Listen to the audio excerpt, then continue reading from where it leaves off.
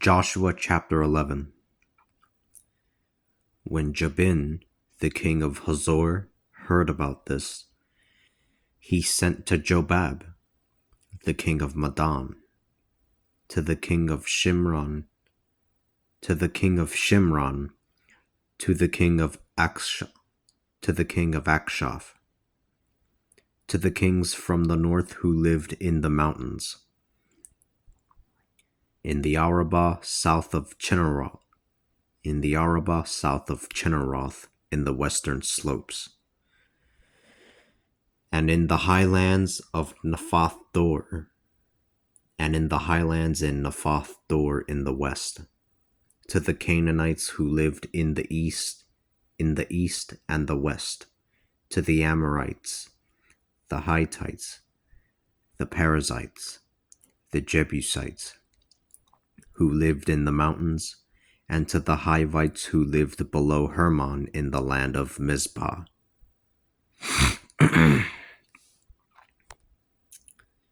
They went out along with all of their armies. There were as many of them as there is sand on the shore of the sea, along with a very large number of horses and chariots. When all of these kings gathered together, they went and camped around the waters of Merom to do battle with Israel. The Lord said to Joshua, "Do not be afraid of them, for tomorrow around this time I will deliver all of them up to be slain by Israel.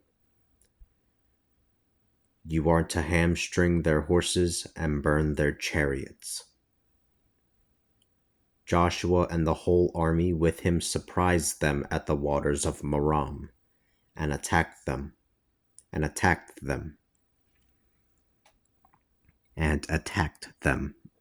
Forgive me. The Lord delivered them into the hands of the Israelites, who defeated them and pursued them to Greater Sidon, to Misrephoth Maim, and to the valley of Mizpah in the east.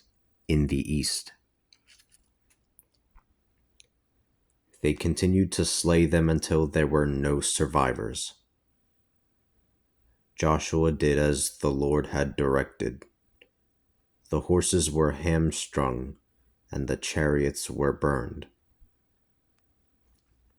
Joshua then turned back to Hazor, and he captured it, putting its king to the sword.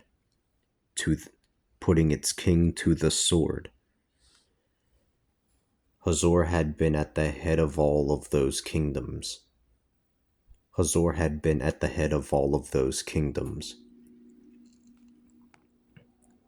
They also put everyone in it to the sword.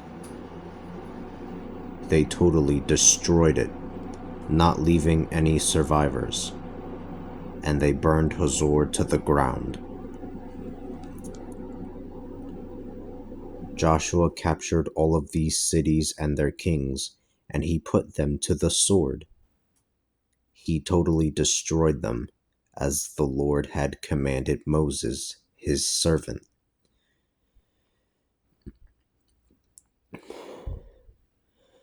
But as for the cities built upon mounds, Israel did not burn any of them except for Hazor, which Joshua burned. The Israelites carried off the cattle and the spoils from these cities for themselves, but they put every person to the sword, totally destroying them and not leaving any survivors. Whatever the Lord had commanded Moses is what Moses commanded Joshua, and Joshua did these things. He left nothing undone from everything that the Lord had commanded Moses. Joshua conquered the entire land, the hill country, the Negeb, the whole of Goshen, the western slopes, the Arabah, and the mountains of Israel with their foothills. From Mount Halak and the from Mount Halak and the uplands towards Seir.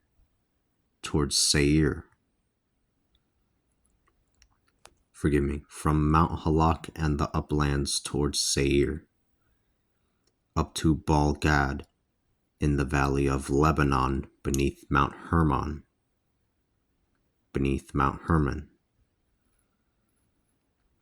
He captured all of their kings, and he struck them down, putting them to death. Joshua waged war upon all of these kings for a long time. The Israelites conquered them all in battle. They did not make a covenant of peace with any city. Except with the Hivites who lived in Gibeon.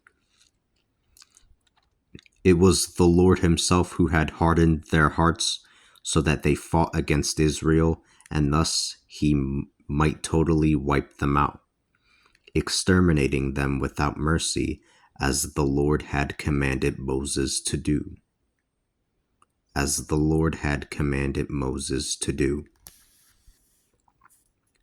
It was at that time that Joshua went and crushed the Anakim from the mountain country, from Hebron, from Debir, from Anab, from all of the hill country of Judah, and from all of the hill country of Israel, Joshua totally wiped them out along with their cities. No Anakim were left in the land of the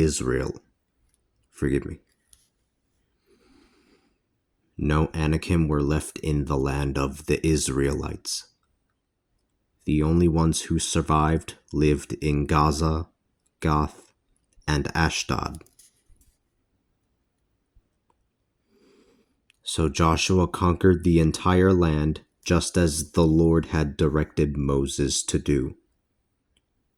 Joshua gave it to Israel following their tribal divisions.